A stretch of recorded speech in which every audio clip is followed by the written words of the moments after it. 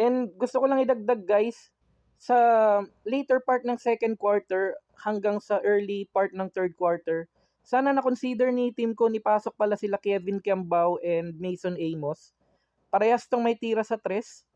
And kung meron mang factor ng fatigue or pagod sa mga existing players ni Team Cone, yung starting five niya and yung mga players na naglalaro, baka naging magic bunot pa sila and nanalo pa tayo.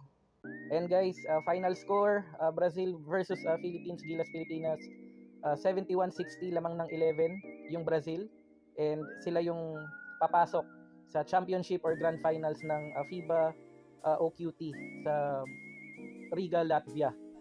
Ayan, so tapos na yung fourth quarter and tapos na rin yung natin journey. Hindi na tayo makaka-proceed sa next stage. Sad tayo guys, syempre.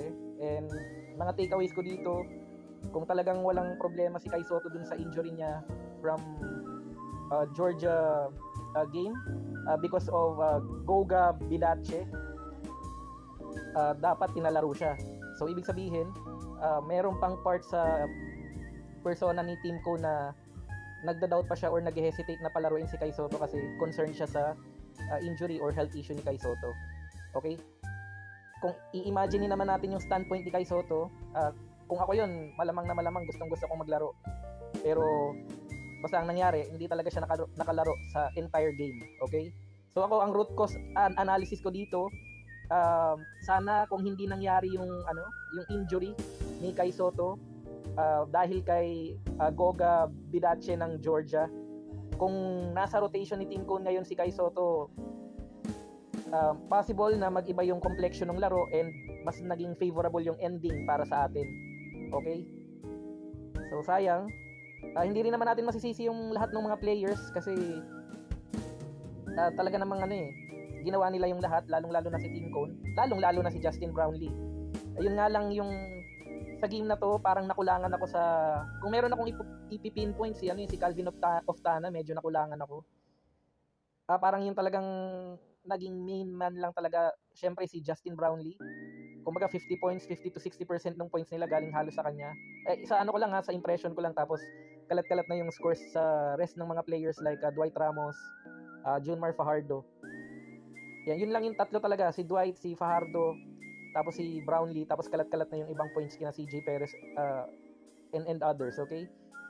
So dito na papasok talaga yung dapat kung nakalaro lang si Edu, si TJ Edu or si Ange Kwame, yun yung mga kailangan natin.